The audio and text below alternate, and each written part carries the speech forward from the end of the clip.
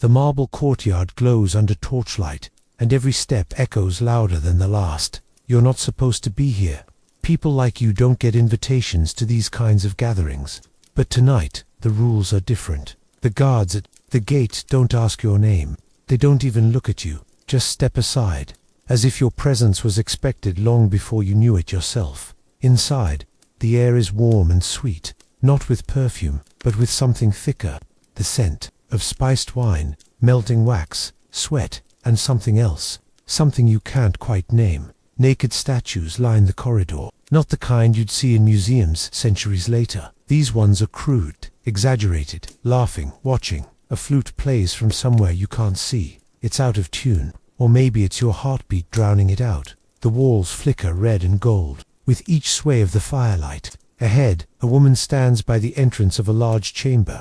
She's wearing a mask made of peacock feathers, nothing else. She doesn't speak, just lifts one finger and gestures you inside. You pause, but leaving now would be noticed. And no one who leaves early gets invited back, so you enter.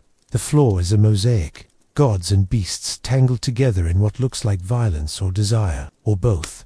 There are bodies everywhere, draped across couches, reclining on pillows, entwined in ways that make you unsure where one ends and another begins. They don't look up at you. They don't need to. You're not the first outsider here. You won't be the last. A man drinks wine straight from a slave's hands. Another is blindfolded and laughing as two women whisper in his ears. This isn't a party. It's something older, something ritualistic, something sacred, or maybe something damned. And you've just stepped into the heart of ancient Rome's most forbidden secret, and there's no turning back. The villa belongs to Senator Lucullus, or at least, that's the name you overheard in whispers on your way in. No one here says it out loud. Everyone acts like this place simply exists, like the gods themselves built it for nights like these. You move deeper into the house. The walls are painted with scenes that shift as the torchlight dances. Gods seducing mortals, mortals becoming beasts, beasts wearing crowns. The paint is old, cracked in places, but alive as if it's breathing with you. A servant passes you, barefoot and silent, holding a tray of figs soaked in wine. Another offers olives stuffed with honeyed lark. Tongues. You don't ask questions. No one does. The laughter is slow and lazy, like smoke curling from incense. It doesn't sound like joy. It sounds like people who've forgotten what shame feels like. The guests wear masks, some made of gold leaf, others of bone. Every face is hidden, but every desire is exposed.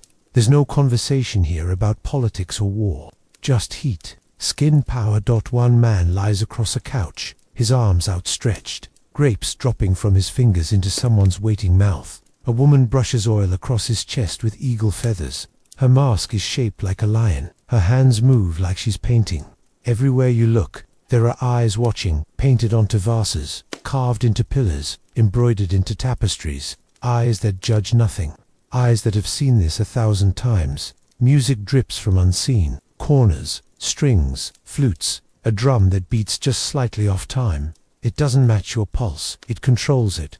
You feel yourself sinking with the rhythm. You're not walking anymore. You're gliding. In a courtyard open to the stars. There's a marble pool reflecting the night sky. A young boy pours wine into the water. Another stirs it with a silver rod. A woman lowers herself into the pool and laughs as petals cling to her skin. A man follows her in, and they vanish beneath the surface. No one watches. Or maybe everyone does. You're offered wine laced with opium. The cup is warm in your hand. You sip, not to be rude, but because saying no feels dangerous. The taste is bitter, but it burns away hesitation. In one room, a poet is reading verses to a naked audience, lying in a circle. His voice is soft, but the words cut deep. Something about Venus weeping when mortals touch her temples. No one claps. They just sigh. There are slaves here, many, but they're not mistreated tonight. They are performers, dancers, hosts. Some are painted in gold, others in pure white. They move like smoke, like they've rehearsed this 1,000 times. Maybe they have.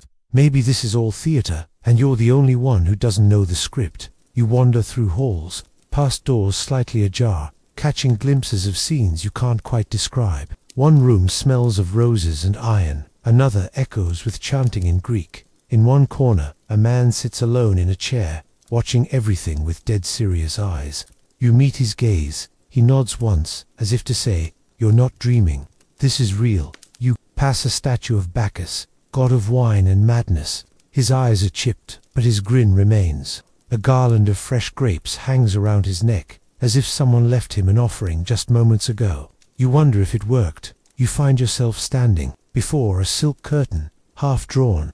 Behind it, the sound of water and low voices. You hesitate. A hand takes yours, small, soft, firm. You don't see the face, just the gesture. You follow. The floor beneath you changes to velvet. The temperature drops. There's perfume here, not sweet, but deep and musky. The kind of scent that stays in your memory longer than any face. Inside the room are only candles. Dozens, hundreds, flickering like stars in a sky that forgot how to hold them. Their light touches bodies, shapes, shadows.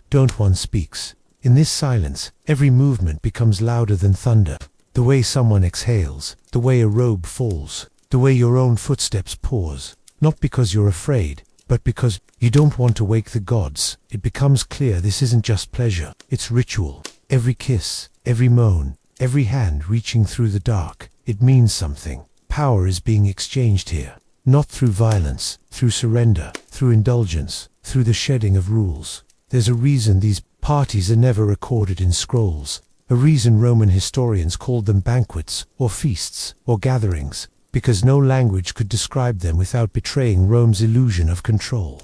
But now, you've seen it, and when the sun rises, you won't remember every detail, just fragments, a mask falling, a name whispered against your ear, the taste of something you shouldn't have swallowed, the weight of eyes on your back, and the feeling, the impossible, undeniable feeling, that for one night, you were not a visitor in history. You were history. A bell chimes. Soft, subtle, but somehow it silences everything.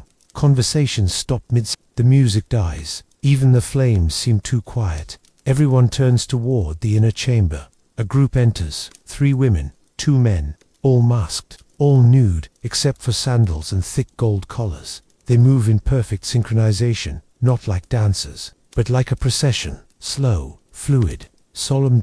In their hands, trays of fruits carved into obscene shapes, phallic candles, small clay idols of gods locked in eternal embrace. Dionysus, Priapus, Venus and Mars, the gods of lust, chaos, fertility, war. Their eyes are blank, but their smiles are knowing. The crowd shifts not toward them, but away, as if giving space not to performers, but to priests. This is not entertainment, this is ceremony. You feel it in your chest. A tightness, not fear, not desire, something else, like standing too close to a lightning storm, like watching people touch something divine with dirty hands. One of the women turns toward you.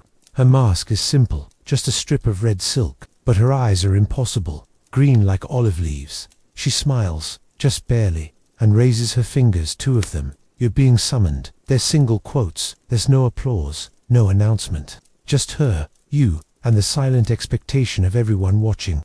You hesitate, not because you don't want to, but because you're not sure what stepping forward means, what it costs. But the room waits, so you obey. She takes your hand, leads you not to the center, but along the edge, through a small archway, down a short hall, into a room darker than the last. You realize your feet are bare.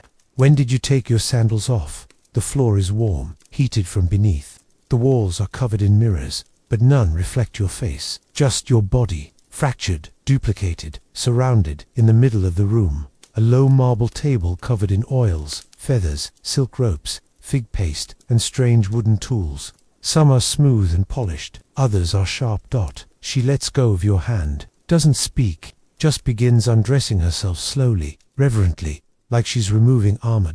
Another man enters, then a third, both masked, both silent. And now you understand, you are not here to watch, you are the ritual. But before anything touches you, she stops, points to the ceiling. Above you, painted in faded reds and blacks, is a massive fresco, an orgy of gods and mortals, animals and spirits, intertwined in a spiral that seems to pulse if you stare too long.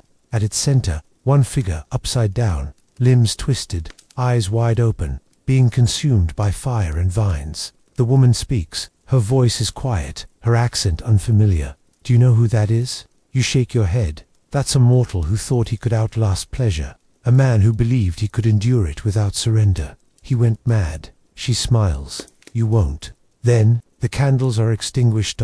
And everything is touch, breath, skin, warmth. Time stops meaning anything. You don't know how long you're there. Hours, days. You only know the way your heartbeat keeps shifting faster, slower, in rhythm with theirs.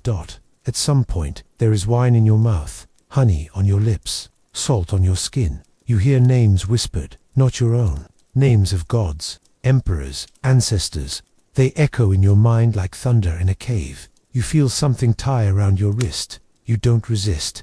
You feel something sharp across your back. You don't flinch. You are no longer guest or observer. You are altar. You are offering. When the candles return, you are alone, wrapped in a crimson sheet. Your mask is gone. Your mouth tastes like metal and roses. On the table beside you is a small bronze coin, stamped with the image of Priapus. It wasn't there before. You rise slowly. Everything hurts in a way that feels earned. When you return to the main hall, the party is still alive. Louder now, sloppier. The masks have started to fall. Faces are revealed. A general, a poet, a priestess, a boy from the Senate's archives. They don't look at you, but they know. They know where you've been. You sit at the edge of a couch, and a servant refills your cup.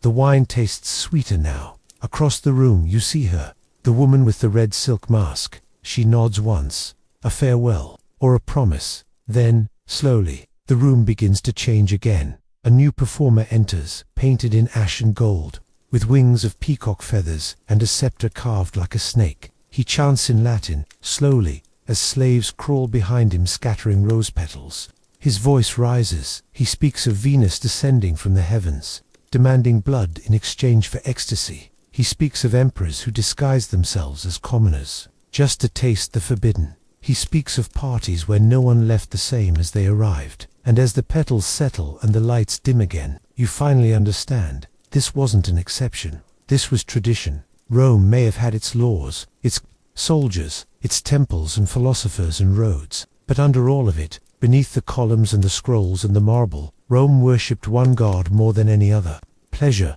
not the kind you chase on lonely nights, the kind that chases you, the kind that waits behind closed doors, wearing a mask and holding out its hand. And once you take it, once you step into its temple, nothing you've ever believed about yourself remains untouched. You leave at dawn. The streets are empty. The city is quiet. You walk past beggars, soldiers, merchants. They don't look at you.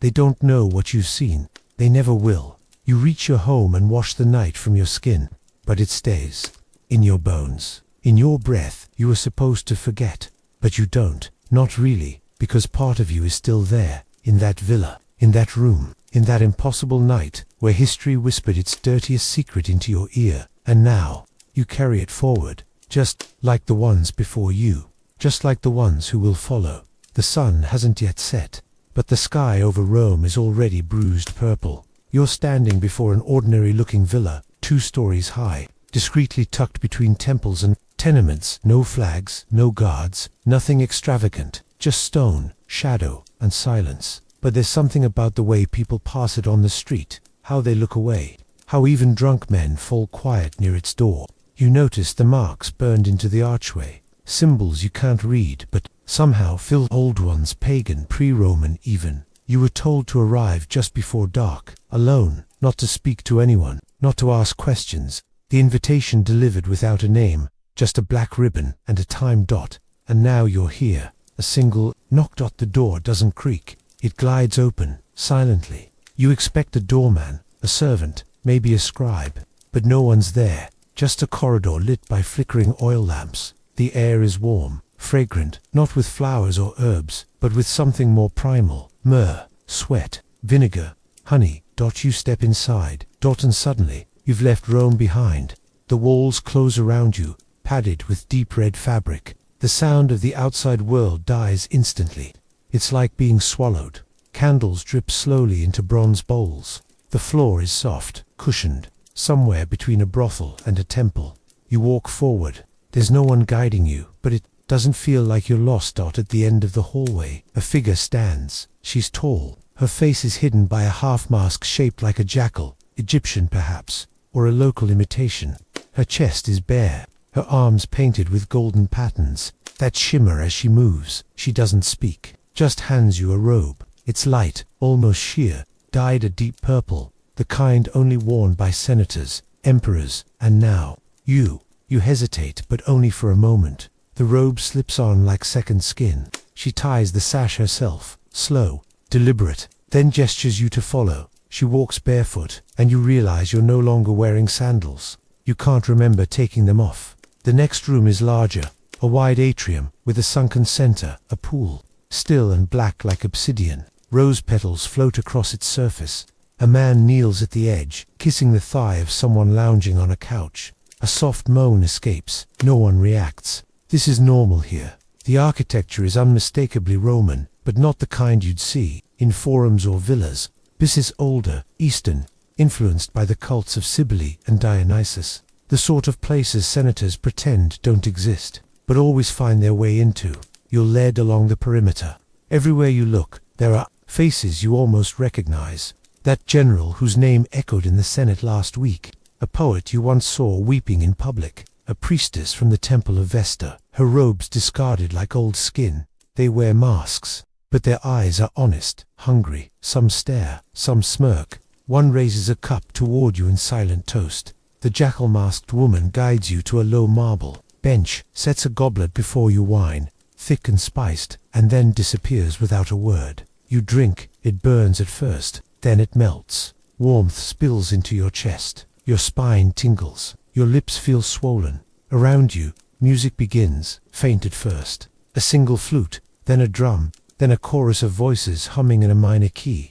No words, just breath, rhythm, and suggestion. The lights dim dot from behind velvet curtains. A group emerges. 6 men, 6 women, all adorned in garlands and oil. Their bodies glisten. They wear no masks. They walk to the center of the atrium, the pool, and without a word, step into it, not to swim, not to cleanse, to perform. What begins as a dance becomes something more, slower, heavier. Their bodies intertwine, their voices rise. The water ripples with each gasp, each moan, each offering of skin to skin. And yet, it's not vulgar, it's mesmerizing. Like watching the tide move in slow motion.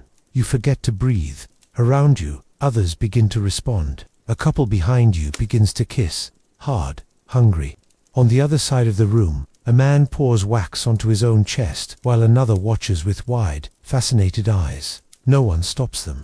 No one interrupts. This isn't chaos, it's worship. A high priest of pleasure conducting a service older than any empire. And now, it's your turn. A voice beside you, soft male. You're welcome here. You turn. A man sits beside you, young, bare-chested, his eyes lined in kohl. His fingers adorned with tiny rings, each one a different metal, a different god. He doesn't touch you, just watches. You've never been, have you? You don't answer. He already knows. He takes your hand. Not forceful, not suggestive, just inviting. And together, you walk. Down the steps, toward the pool, past the worshippers, past the gazers, and into the water. It's warm, not hot, not cold, just perfect, like it was waiting for your skin. The others welcome you. Their hands brush gently, their eyes close. There are no names, no titles, only breath and heat and rhythm. The young man smiles once more, then disappears into the crowd. You float. Above you.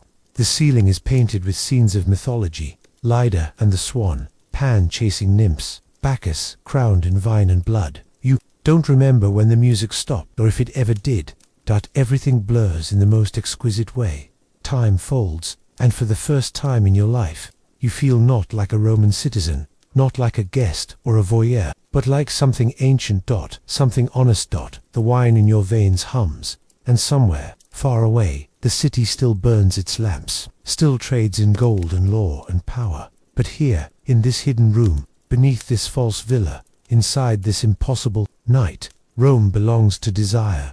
And you are no longer just watching, you are now a part of it. The wine was never just wine, the pleasure, never just pleasure. And this gathering, it was never just about the flesh. Somewhere between the second goblet and the fourth whispered invitation, you begin to see it. This is not merely a party, it's a game, and every touch, every glance, Every sigh is a move. A man in the far corner receives a kiss on the cheek from a woman half his age. Her lips linger longer than necessary. He laughs, sips his drink, then murmurs something into her ear. She walks away, not toward the couches, but toward another man, wrapped in silk, watching from the shadows. You watch her lean in, whisper again. And just like that, the man in silk nods. Minutes later, he disappears with yet another guest, through a veiled archway, one you hadn't even noticed before. Nothing here is random. There are no accidents in Rome. The woman returns, alone again, but now there's a new necklace around her neck, a tiny coin pendant with the face of a general freshly exiled last week. It's not jewelry, it's a signal. You begin to understand. This is where alliances are tested, where secrets are exchanged, not with scrolls or seals, but through breath on collarbones and fingers tracing along backs. Here, decisions are made that never enter the Senate.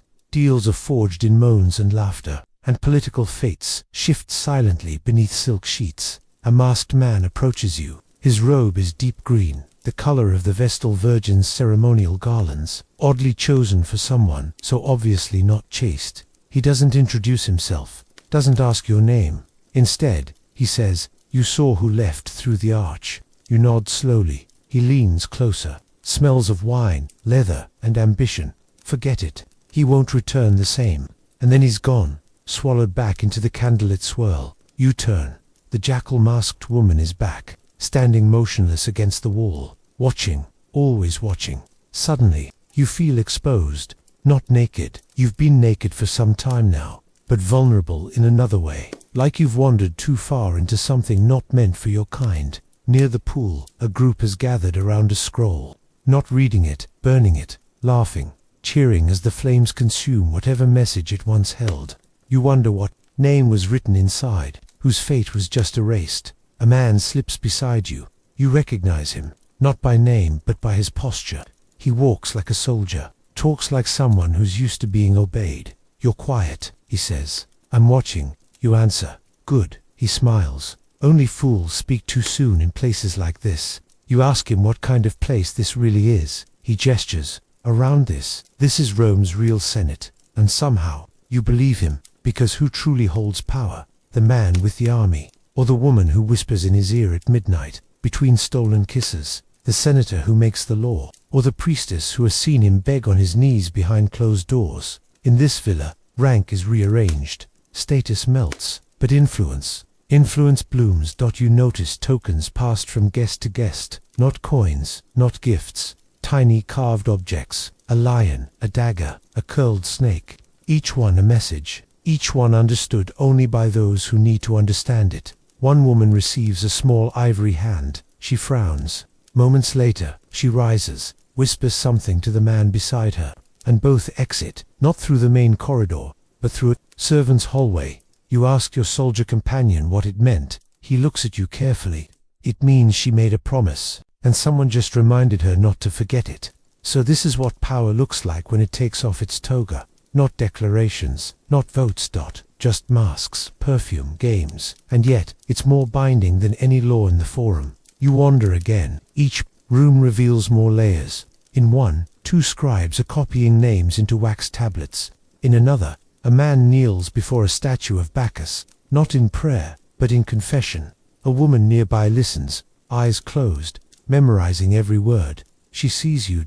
Winks. Later, that man's name will appear in a scandal, accused of conspiracy. You'll wonder if tonight had something to do with it. You'll be right. Not all games played here end in pleasure. Some end in exile, some in death, but many, most, end in elevation. Because those who survive these gatherings don't just walk away with satisfaction. They walk away with leverage. You pass by a group of older men, 3 of them senators, sitting cross-legged, surrounded by young dancers. They speak softly, seriously, not of lust, but of ships, grain shortages, a brewing war in the east. Their hands rest lazily on bare thighs, but their minds are calculating tribute routes. This is how Rome survives itself. Behind closed doors, in flickering rooms, in bodies twisted with intent. And you're no longer just watching, you're learning. With every nod, every gift, every name you remember or pretend to forget, you're playing the game. 2. You just haven't decided yet whether you're a pawn or something more. At some point, you stop being surprised. Not because the night has calmed, it hasn't, but because your senses have already been stretched to their limits. You've seen what shouldn't be seen, heard secrets disguised as laughter, touched things you don't have words for, and still, the indulgence deepens. You're guided, almost dreamlike, to another chamber quieter than the rest, cooler. The floor is black marble, the torches burn lower here, but the scent, it hits harder. Roasted honeyed boar, glistening and glutted with figs, fat goose stuffed with dormice and wild herbs, loaves of bread shaped like phalluses, some real, some meant only to be laughed at. There are trays of oysters stacked like treasure, their pearls removed, replaced with wine-soaked pomegranate seeds. This isn't food, this is power on a plate. In Rome, a feast was never simply about feeding the body, it was about feeding the ego. Tonight, appetite is a language, and the ones who gorge the loudest, they're not just hungry, they're declaring something. You watch a woman bite into a roasted peacock's breast, the blue feathers still trailing down her arm. She doesn't wipe her mouth. She lets the fat shimmer on her lips like lacquer. A man beside her offers her wine, not in a cup, but from his own mouth. She drinks. Everyone laughs.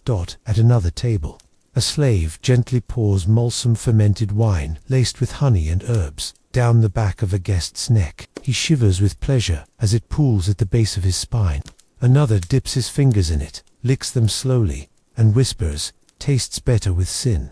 You move through the crowd. A bowl of roasted dormice is offered to you, dusted with poppy and dipped in a fig glaze so thick it sticks to your teeth. The man offering it grins. "They fed these little beasts nothing but dates for a week," he says. "Their livers taste like gold now." You believe him. You shouldn't, but you do. There's nothing here that isn't heightened. Not the flavors, not the textures, not the rules. You find a table carved from one single slab of obsidian. On it, raw sea urchins, cracked open like tiny bloody flowers. A group of nobles slurp them down, daring each other to guess where they were harvested. Africa, Gaul, Britannia. A girl answers correctly. She's gifted a slice of spiced flamingo tongue. The others cheer. No one eats alone. Food here is shared, not out of kindness, but control. A man chews half a fig, then places the rest in a woman's mouth. She doesn't blink, just swallows. Another dips dates into a warm bowl of honey and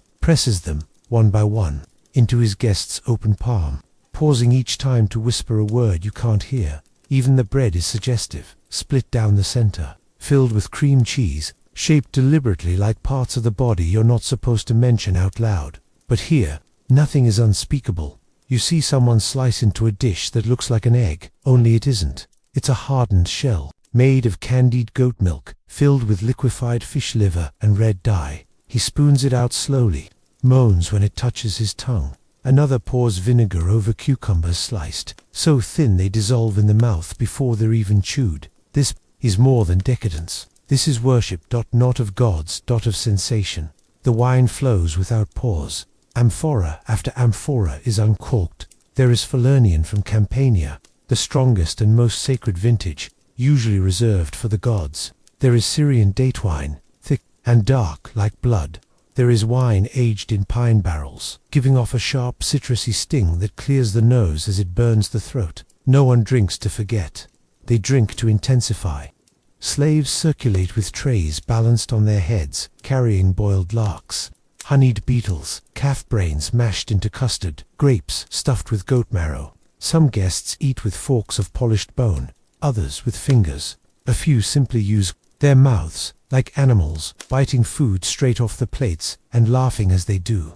A senator dips bread into fish sauce made with fermented guts. Garum they call it, pungent, foul, and somehow addictive. You try it. It burns in the back of your throat, then blossoms into something strange. You want more, and you hate that you do. A naked boy walks by with a tray of boiled eggs. He doesn't speak, but each egg has a letter painted in ash. The guests around you laugh, drawing lots, cracking their eggs to see what fortune they've been served. One reveals a tiny scorpion curled inside. Another, a small sapphire. The meaning isn't explained. It doesn't need to be. Even dessert is a provocation. A platter of fig cakes arrives, shaped like buttocks. Beside it, honeyed almonds, stuffed inside. dried apricots, skewered with golden pins. You pluck one, bite down. It explodes with sweetness and oil. You feel drunk.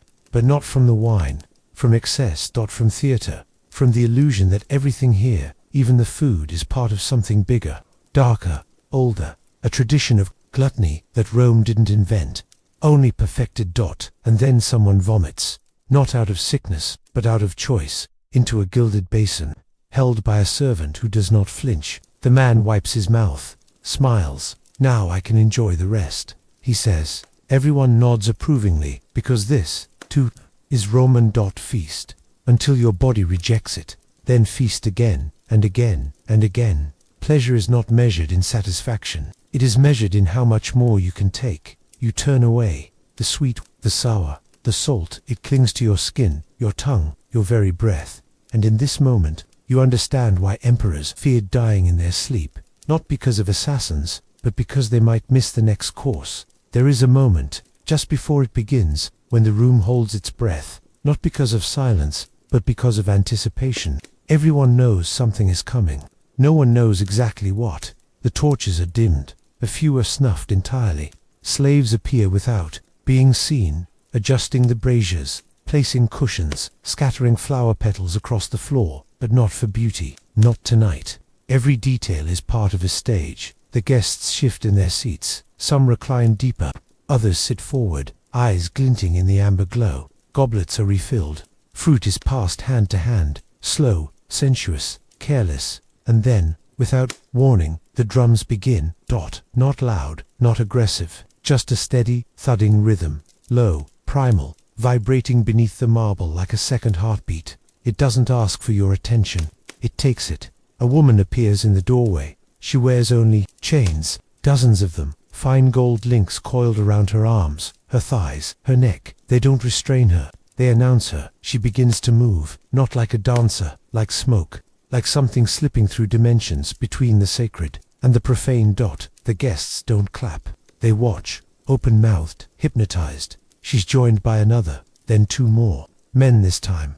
Oiled skin, bare feet, masks shaped like satyrs, half man, half beast. Their dance is not elegant. It's animal. It mimics the hunt, the chase, the capture, the surrender. You realize this is not just performance. This is ritual. In ancient Rome, parties, especially those behind closed doors, didn't stop at food and wine. Entertainment was never neutral. It was seductive, transgressive, often theatrical, and always charged with meaning. Tonight is no different. A dwarf enters, painted head to toe in gold leaf. He balances on a tightrope strung across the room, juggling red glass orbs that glimmer like blood. Every time he throws one higher, the crowd gasps, not out of fear he might fall, but hope he might break, shatter, become part of the chaos they crave. Next, two women enter with trained doves. But these are not tricks for children. The doves are dyed pink and violet, wings coated in rose oil. They flutter through rings of incense, landing delicately on the thighs and shoulders of chosen guests, pecking grapes from their mouths, nuzzling skin. The guests moan, laugh, reach. There are musicians too, not in a corner, but among the crowd. They play aulos and lyres, shifting between melodies like snakes, shedding skin. Some rhythms are soft and erotic. Others are frenzied, driving the dancers into spasms of movement that feel closer to possession than choreography. And then, from the far end of the room, the curtain drops. A miniature stage has been set, shallow, circular, ringed by pillows instead of chairs. A man and a woman walk into the center. The crowd, HUSHES, no announcement is made. They begin to act, or perhaps reenact a scene from mythology. It's not one you recognize, but it involves struggle, seduction, betrayal. The woman pleads, the man strikes her. She weeps. He weeps. Then he undresses her. Slowly, reverently, the violence transforms into something else. They make love, if that's the right word, in front of everyone, and no one looks away. Because here, this isn't scandalous, it's art. This isn't just about lust, it's about catharsis, about blurring lines between audience and performer, watcher and participant, human and God. In ancient Rome, sex was often woven into theater, poetry, music, not as titillation, but as a force of nature, a mirror to power, to mortality, to the very act of creation. A second act begins. This one is more humorous. A parody of a senator caught with his servant's wife. The costumes are exaggerated, the movements obscene, the props oversized and ridiculous. But the laughter it provokes, Israel, the kind that strips away dignity, makes the powerful look absurd, and the absurd feel powerful. Even the emperor, it's whispered, once attended performances like these, in disguise, hidden among masks and shadows, not to be entertained, but to watch, to understand what his people laughed at, what they desired, what they feared. You turn to see a woman beside you crying, not out of sadness, she's laughing so hard it hurts. A slave gently fans her, and on stage, the parody continues, until the senator character is chased off by a mob of women wielding phallic vegetables, shouting in crude Latin. The audience roars. Wine is spilled. Someone kisses the wrong person.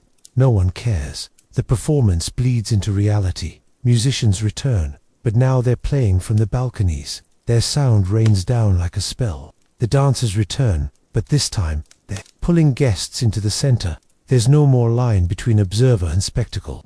You're either part of the play, or you're invisible. Someone places a crown of ivy on your head. You don't remember when. You don't know who. But it fits. You're offered a lyre. You can't play. They don't care.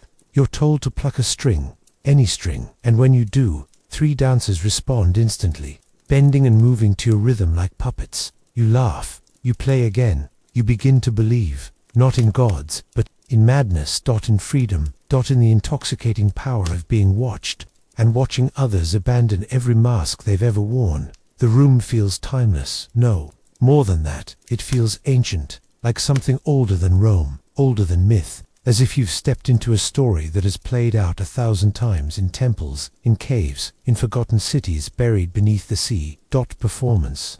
You realize, isn't entertainment here, it's transformation. It's a mirror that shows you what lies beneath your skin. And as the night deepens, the performances grow stranger. A naked woman walks a tightrope across the room with lit candles balanced on her shoulders. A man recites poetry while being tattooed in real time. 2 acrobats suspend themselves from ropes dipped in oil, spinning slowly as petals rain down from hidden openings in the ceiling. Nothing is safe, nothing is sacred, and everything is art, even you at one point. You see a blindfolded guest being led onto the stage. He's handed a knife. He's told to cut something in the dark. He laughs. He tries. The crowd cheers. What he cuts isn't clear. What it means, even less so. But that's not the point. In Rome, performance didn't need resolution. It only needed spectacle. Shock. Memory. And when you finally step away, dazed, breathless, body vibrating with sound and smoke, you understand something you didn't before. These parties weren't just places of pleasure. They were laboratories of experience, spaces where the human soul was tested, twisted, revealed. Where performance wasn't escape, it was exposure. And in that exposure, some found joy, others, madness, and the rest never returned the same. You begin to notice, not everything is about what it seems. That smile from the senator's wife across the atrium, it's not a smile. It's an invitation wrapped in a warning. Her eyes linger too long, and when she lifts her goblet, it's not to drink, it's to signal. But to who? You or the man behind you? This party, this ritual, is soaked in more than wine. It's dripping with language. A glance, a touch, a whisper half lost in incense. In this world, flirtation isn't light-hearted. It's warfare wrapped in silk. Each look carries consequences. Each graze of skin is a calculated play in a larger, unspoken game. Because here, in ancient Rome, power lives in the unspoken, and seduction is strategy. Sensuality is everywhere, but it's not just bodies. It's texture, temperature, the curve of a golden pitcher, the cold sting of a peeled grape pressed to your neck, the brush of peacock feathers along your calf, done not by accident, but by design. You realize the slaves are trained in this, not just to serve, but to stir. To heighten sensation without ever breaking decorum. One moment, a girl kneels beside you to refill your cup. The next, her fingers linger just long enough to send a tremor up your arm. She does not meet your eyes. She doesn't have to. She's done her part. The tension remains, crawling up your spine. This isn't casual, it's curated. Everything in the room is theater, even the fruits. Figs split open like mouths. Pomegranates spilling crimson seeds across golden plates. a reminder of Persephone, of temptation, of what happens when desire isn't denied. Grapes hang in heavy clusters, some rotting just enough to release scent. Nothing here is untouched by sensuality, and yet nothing is direct, because this isn't lust in the modern sense. It's layered, ritualized, symbolic. Rome understood that true desire lives in anticipation, the not yet, the what if, in the moment before the kiss, when the air between mouths carries more weight than any act could follow. Flirtation is power. And in Rome, women knew how to wield it. Contrary to later betrayals, Roman women, especially the elite, weren't passive. They were trained in the arts of speech, posture, fragrance, expression, to hold a man in orbit without ever touching him, to say yes by saying no, and vice versa. But it wasn't just women. Men, too, competed in this unspoken art, perfumed, waxed, manicured, their togas arranged just so, their sandals laced deliberately off-center. Everything was a message, a seduction, not always of women, sometimes of power itself. Because in these parties, eros and ambition danced hand in hand, and the masks helped. Yes, actual masks. Many guests wore them not to hide, but to reveal. In anonymity, they could become truer versions of themselves. The shy could become bold. The feared could become vulnerable. The senator could become the servant. The virgin could play the goddess. Desire wasn't denied, it was assigned a role. And everyone played. But behind the flirtation and glances and whispers, something deeper pulsed beneath the surface. Symbolism. Rome was obsessed with symbols, not just in religion or politics, but in sex. An exposed shoulder could echo Venus. A red-dyed toe might signal availability. The direction someone faced while reclining might reveal who they wished to attract, or who they wished to avoid. Even the jewelry spoke. A brooch shaped like a dolphin, fertility. An anklet of bells. Warning, married, but not dead. A pearl dangling from a navel ring. She's not here for you, but she could be. Everything meant something, and nothing was accidental. Even the sensual acts themselves, the subtle stroking of a wrist, the slow unraveling of a belt, were reenactments of myth, echoes of gods and mortals in ecstatic union. This was not just indulgence, it was connection, to each other, to the divine, to something ancient and wild that lived just below the surface of civilization. The longer you sit in this room, the more you understand. Flirtation was Rome's real religion, and parties like this, they were its temples. By now you've stopped pretending you understand what's really going on, because this isn't just pleasure, it's politics. You watch two men laugh at opposite ends of the room, a merchant and a senator, but their laughter is hollow, mechanical. It's a performance for the others, because just beneath their feet lies a battlefield more dangerous than any Roman legion has ever crossed. Every flirtation, every toast, every sideways glance, it's all strategy. The parties are never just parties, they're arenas. Except here, the weapons are secrets. Leverage, hints dropped between gulps of wine and bites of honey-drenched quail. Slaves trained to serve not just food, but information. They know who said what, who touched who left with who, and they whisper it all later, when the torch is dim. That masked woman who seduced the military tribune an hour ago. She's not some bored patrician's wife. She's a spy, not for a foreign empire, for another Roman, one with eyes on power, or property, or revenge. These parties are full of them. Courtesans, freedmen, eunuchs, dancers, all smiling, all listening. And when they smile too long or fill your cup too eagerly, it's not for your pleasure. It's to make you talk, to loosen your lips, to record you with memory, and sell what they've heard to the highest bidder. You start to wonder, how many deals were made here? How many assassinations started with a toast? How many marriages or betrayals were sealed with a kiss, not meant for love? Because under Roman law, what happened in places like this didn't technically count. They were private, off the record, but everyone knew the truth. This is where empires shifted, where laws were shaped, where favors were exchanged for flesh, and debts were carved, not in coin but in memory. You see a young man, barely 20, whisper something to an aging general. He's trembling, not with fear, but with urgency. You don't hear the words, but you see the general's fingers tighten around his goblet. His eyes shift across the room. In this moment, something has been offered, or threatened, and it has worked. Power changes hands without signatures here, only gestures. You glance again at the mosaic beneath your feet, gods and mortals entangled in chaos, and realize it's not decoration, it's a message, a mirror. This party isn't the exception. It is Rome disorder, disguised as decadence, politics masked as pleasure, truth dressed in perfume and silk. And you're not just a guest anymore, you're part of the game. And just when you start thinking Rome was a swirling cauldron of gods, power, and erotic mystery, someone, farts, loudly, not a whisper of a breeze, but the kind of heroic blast that echoes off the marble. Heads turn. A serving girl chokes on laughter. A nearby noblewoman raises an eyebrow so high it enters another tax bracket. The guilty party. A balding senator, red-faced but unashamed, who raises his goblet in salute as if he'd just declared war on Carthage. The room roars with laughter, and for a brief moment, the illusion breaks. The gods step back, the masks slip, and you remember, Romans were ridiculous to dot all this ceremony. All these symbolic grapes and glistening slaves, at the end of the day. Some guy still going to try and impress a girl by juggling figs and falling flat on his toga. Some things never change, you see. A drunk patrician trying to flirt with a statue, mistaking Venus for someone's wife. Two aristocrats argue over who brought the better wine, only for a slave to whisper that it's all from the same vineyard.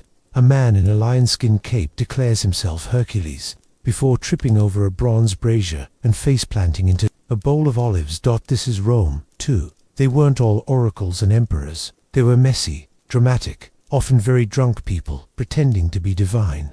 A man tries to recite poetry. It's supposed to be sensual, but he slurs the Latin so badly, it sounds like a spell to summon kitchen rats. Someone plays a harp, badly. A woman begins to sing beautifully, actually, until a parrot interrupts her with what can only be described as a very offensive noise. And yet, it works. All of it, because under the surface of sex and scandal, Rome loved ridicule. They built statues mocking generals, wrote graffiti insulting emperors. They laughed at their gods, their laws, themselves. Satire wasn't a rebellion, it was a tradition. Even these parties, for all their sensuality and secret deals, had room for absurdity, because when the world is ruled by emperors who think they're gods, and everything, love, law, pleasure, is tied to power. Sometimes, the most Roman thing you can do is just let one rip. You step outside just before sunrise. The torchlight is dying. The music has faded to a distant hum, as if it never existed. The silk curtains that once fluttered like siren wings now hang heavy, soaked in the sweat and perfume of a night that feels more like a hallucination than memory. And yet, you were there, you watched, you listened, you became part of something that existed on the knife's edge between spectacle and survival. And now, you ask yourself the question that every Roman guest asked once the wine wore off and the masks came down. What does it mean? Because it wasn't just a party, it was a mirror of Rome, of power, of you. You saw more than the flesh. You saw how status fed desire, how people played roles not for fun, but to live, how the most powerful men in the empire undressed, not just their bodies, but their ambitions. You saw a city that used sex, not as escape, but as a language, a tool, a weapon. And what about now? You live in a world that pretends to be more civilized, more restrained, but scroll far enough down your phone, dig deep enough into your own culture, and Rome doesn't seem so far away, does it? Influence, beauty, followers, power. Different tools, same. Hunger, that same twisted dance where people expose everything, and yet hide their truths beneath a perfect smile, a polished reel, a careful post. We don't wear togas, we wear brands. We don't drink wine from silver cups. We chase dopamine from screens, and likes and attention. Maybe we never left Rome. Maybe Rome just got WI-fee. Because under it all, the question remains, how much of yourself are you willing to reveal? To be seen, to be accepted, to belong. At that party, you saw people trade their dignity for power, trade love for leverage. But also, somewhere in that haze, you saw joy, laughter, the raw, terrifying honesty of being human, without pretense, without armor. And now, as you walk away, the city of Rome stretches before you in the quiet light of dawn, and you wonder if history repeated itself right in front of you.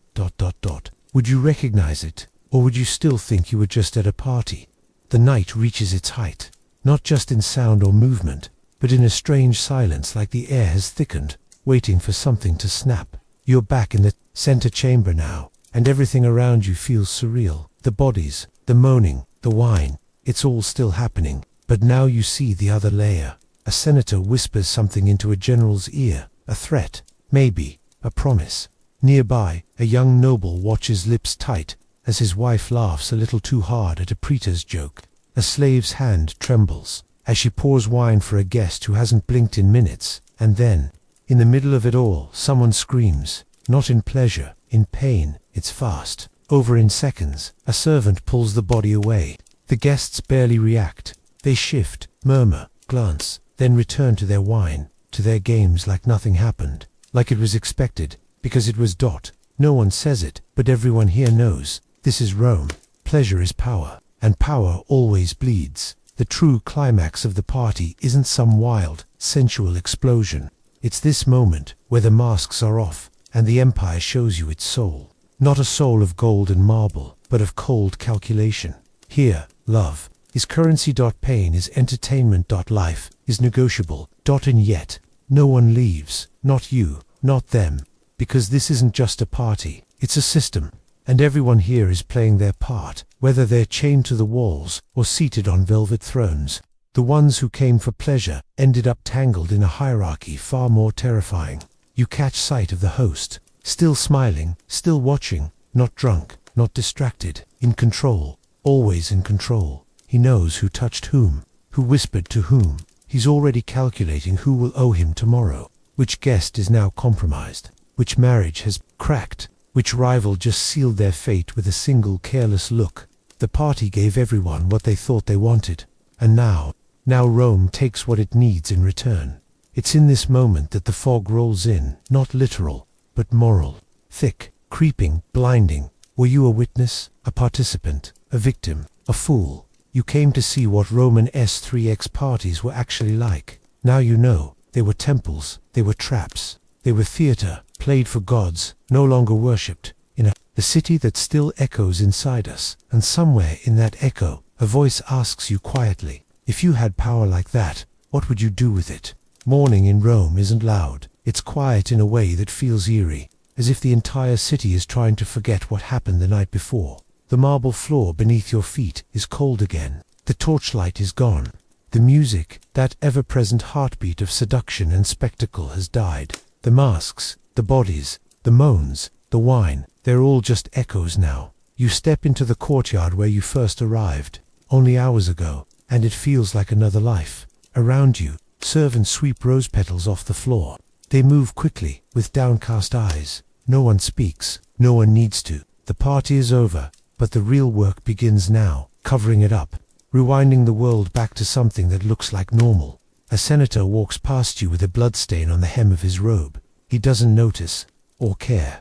A young woman clutches, her sandals in one hand and her tunic in the other, eyes hollow. Someone calls her name, but she doesn't turn. She just walks away. And then there's you. What do you carry with you now? You didn't just witness a party. You witnessed how an empire maintains itself. Not through wars or laws, but through control. Emotional, sexual, political. These weren't just games. They were negotiations disguised as pleasure. Debt disguised as desire. The people you saw naked last night. The ones who laughed, who kissed, who begged. They'll spend the next few days pretending nothing happened. But behind closed doors, deals will be struck. Marriages will shift. Alliances will form. Enemies will be made. Some guests won't be seen again because they said the wrong thing, touched the wrong person, or showed weakness at the wrong moment, and none of it will be recorded in the history books, because history doesn't care about what happened in candlelight. It cares about who held power after the candles were snuffed out. You glance back toward the villa one last time. The doors are being closed. The laughter is gone. In its place, something heavier settles in your chest. Regret, curiosity, a strange longing. Or maybe just the understanding that you can never unknow what you now know. This was never just about lust. Rome had temples for that. What you saw, what you felt, was something more complex, more dangerous. You saw how pleasure becomes policy, how vulnerability becomes leverage, how the most powerful people in the world disarmed each other with a smile, then reloaded behind the curtain, and somewhere in that you see yourself, not as a voyeur, but as a reflection, because if you'd stayed a little longer, if you'd said yes to just one more offer, if you'd let go just a little more, who would you be now? A guest, a pawn, a king?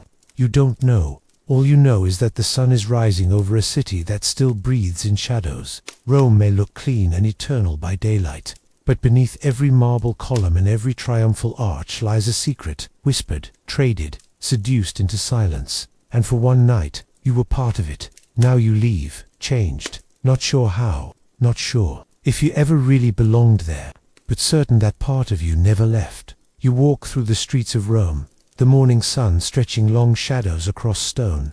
The party is over, but its ghost follows you, and the more you walk, the more you start to realize you've seen this before, not in a Roman villa, but in boardrooms, on red carpets, at after-parties behind velvet ropes, in private group chats, closed-door fundraisers, elite retreats, and billion-dollar hotel suites. The togas are gone, but the game, it's still being played. In our world, the elite don't recline on marble couches. They wear custom suits and fly private. Their parties are charity galas. Their whispers happen over cocktails instead of amphorae of wine. But the rules haven't changed. Power still seduces, and pleasure still hides the deal. We like to imagine that Rome fell because of corruption, or decadence, or invasion. But maybe it started to crumble the moment its leaders believed their own illusions that pleasure meant power, that indulgence meant invincibility. And we build apps for hookup culture. We live-stream luxury. We brand vice as lifestyle. We worship wealth, while pretending we don't. We say, that could never happen today. But scroll your feed. Watch the scandals rise and fall in 24-hour news cycles. Watch billionaires buy silence. Watch politicians grin through lawsuits. Watch influencers dance while the world burns. We're no different. We just replaced mosaics with algorithms. Where Rome had orgies, we have optics. Where they had slaves in chains, we have contracts and NDAs. You see, the party never ended. It just changed its costume. That's the real Roman legacy, not the roads, not the aqueducts, not the ruins. It's the system. The idea that you can engineer a world where pleasure is a mask, power is a drug, and morality is ... negotiable. And maybe that's why we keep looking back at Rome. Not because it was exotic or ancient, but because it's uncomfortably familiar. We want to gawk at their decadence, judge their orgies, laugh at their downfall, but part of us wonders, are we next? So you leave that villa behind, but not really. It lingers in your mind, in the shadows of your city, in the VIP room, in the boardroom, in the mirror. And if someone offered you a drink, a taste, a seat at that kind of table, would you say no? Would anyone? You've just walked through a side of Rome that textbooks don't dare to teach. You didn't just hear history, you felt it. You breathed its perfume, tasted its wine, touched its masks. And maybe, just maybe, part of it touched you back. If this journey pulled you in, if it made you question what power really looks like, how pleasure becomes politics, or how little humanity has actually changed, then this channel was made for you. At Midnight Historian, we don't just tell stories, we resurrect the moments they tried to bury, the forgotten whispers, the moral fog, the uncomfortable truths that echo into our modern world. So, if you're still with me, not just watching, but thinking, wondering, feeling, then don't let this be the end. Subscribe to step into more hidden corridors of time. Comment, tell me what you saw, what you felt, what you want to uncover next. Hit the bell, because here history doesn't wait for the next day. This isn't just a channel, it's a candlelit walk through everything they never taught you. And we're just getting started. Midnight never sleeps. Neither does the truth.